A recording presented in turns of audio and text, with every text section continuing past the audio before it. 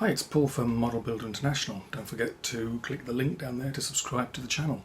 That way you get notified of future videos, be they the giveaways, builds and the reviews. So I'm going to flick through the pages of a book. This one's all about the Panther. This is the Panther External Appearances and Design Changes.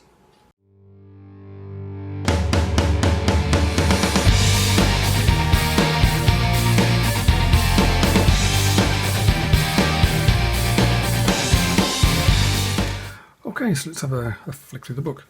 This is Panther External Appearances and Design Changes by Abteilung 502, written by Wally McDougall and Martin Block. So basically what it is a complete story of the Panther.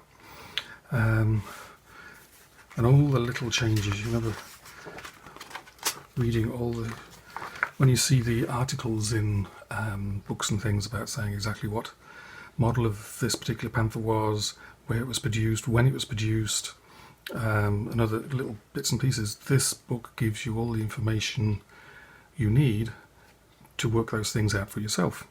Admittedly, you'd have to memorize pretty much all of the 280 pages in here to be able to do that, but the information is all in here. So it starts off with introduction, basically the very start of the Panther project. The whole book is written in English, by the way. It starts off with, starts off at the very beginning and works its way through. You get to find out how the production worked, how the production lines are put together, how the military inspected the tanks before they left the factory and how they indicated that it had passed inspection, and what they did to test it before it was passed over to the Wehrmacht. There's a few little bits and journeys they did. They had to drive cross country. There's a couple of different types of those they did. Production lines. It tells you all about how the turrets were put together. This is vehicles being tested before delivery to the army. This is them doing some of the it's more on the test drives they used to do before handing over. And another test vehicle. So going through lots of different test vehicles. Then start off with the Ausführung D, the first production variant.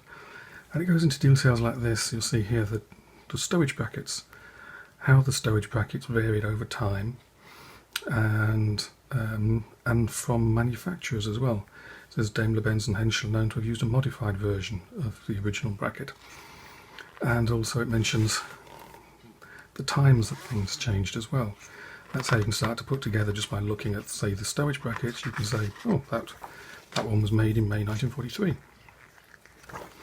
So you go through different stowage boxes, different features on the turrets to look for, and then I'll start flicking through extra pages. Different types of gun cleaning tools, or the tubes that were inside, the tubes that held the tools, shall I say. Wiring diagrams, lots of photographs of Panthers all the way through, of course, of different types, and the captions obviously very good. Then on to the A, the next variant. It explains or goes into a lot of detail about Zimmerit. Different factories had different ways of applying it. They applied it in different places at different times. You could tell a lot from the patterns in the Zimmerit as well. They had different patterns. So if you get a close-up, you can just work out which manufacturer, which factory produced a tank just by the coating of the Zimmerit. There's a modern photograph of some Zimmerit. The DMAG factory, this is what their Zimmerit looked like. And then it goes through, tells us that. Evolution of the A. So each model, it goes through the little subtle design changes that happened, and it starts talking about from which production number a certain thing was introduced. Sometimes it was introduced on a certain date, but it would be after that date when it appeared on production vehicles because they're using up old stock. And here's more diagrams showing the variations on turret, on loader hatches, and late A's and different pieces of different things on the turrets. So then the G is introduced, and again more details of difference in the hatches that were introduced as time went on. And then let's see if I can, and as time went by, different basically all the little changes you'll see are mentioned in here. Towards the end of the war they started making modifications for the infrared tanks that were coming in. So here's a armoured stowage box that was part of the infrared sort of setup, which later on was removed. Then factory camouflage schemes applied by the factories, because to start with it was basically everything came out in yellow, but later on the factories started applying camouflage, and the different camouflage schemes you can see will tell you which factory it was. Different rear stowage boxes. There's a bracket for infrared searchlight.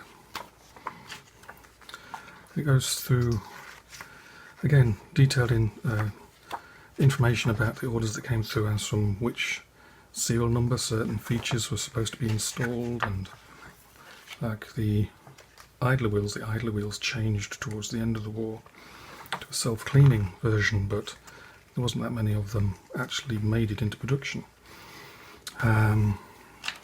Different bump stops, production modifications to the G's turret, different ventilator armour, different MAN's camouflage scheme. So and then photographs of, like I said, black and white photographs all the way through showing what they're talking about in the book.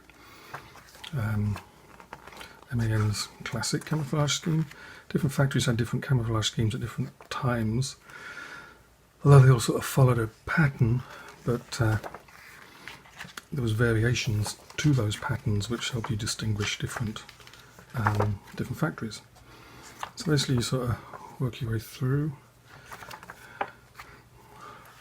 I'm just flicking through pictures here now. M&H factory camouflage patterns, and it goes through their camouflage patterns and what they look like. All the way through to the end of the war, October 44. MAN's one, late November 1944, was kind of like these ones with the vertical stripes on them. And one with chevrons. Then into 1945, right to the end of the war, even down to production figures for the last few months of the war up to April. January 1944, I think this one's in the Kustrin bridgehead outside Berlin. I seem to remember photographs of those. And the last one's no yellow at all, April 1945. And then an article on one's an I think these are antifreeze, and you shouldn't mix it with, I forgot what they are. One's an antifreeze, and the other one is, I forget now, corrosion inhibitor, and they didn't mix well. So there we go to the end, 286 pages all the way to the end. So, if the Panther's your thing, then this would be an awesome book for you to have. I picked my copy up from panzerx.com. There's not too many of them floating around, but it's a really good book, everything you might ever need to know about the Panther. And you memorize this book and you too can be one of those people who can tell exactly which make and model a Panther is and where it was produced and when it's produced, just from photographs. So I hope you enjoyed it.